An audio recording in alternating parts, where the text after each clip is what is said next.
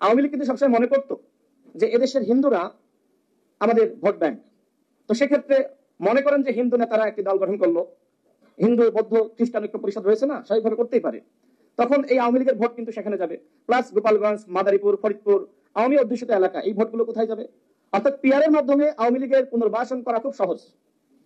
তবে আমাদের দলের পক্ষ থেকে আমরা বলেছি, যেহেতু এই সমস্যাগুলো রয়েছে, সেই জায়গা থেকে আমরা যদি উচ্চকক্ষে পিআর নিয়ে আলোচনা করি, সেটি হতে পারে। ঐক্যমত কমিশন অধিকাংশ দল কিন্তু উচ্চকক্ষে পিআরের ব্যাপারে তারা একমত পোষণ করেছে, সেটি নিয়ে আমরা আলোচনা করতে পারি। কিন্তু নিম্নকক্ষের পিআর বাংলাদেশের বাস্তবতায় কোনোভাবেই গ্রহণযোগ্য নয়। বাংলাদেশে যারা সংখ্যালঘু সম্প্রদায়ের রয়েছে, তারা যদি সবাই মিলে সিদ্ধান্ত নেয়, মানে তাদের নেতারা, যে বাংলাদেশে তাদের একটি দল হবে, তখন কি হবে? মানে পিআর সিস্টেম থাকলো, তারা একটি দল গঠন করলো, তখন কি হবে? প্লাস পাহাড়িরা বা ক্ষুদ্র নিগোষ্ঠী বা আদিবাসী, তারা যদি মনে করে যে আমরা একটি দল গঠন করব, তখন কি হবে?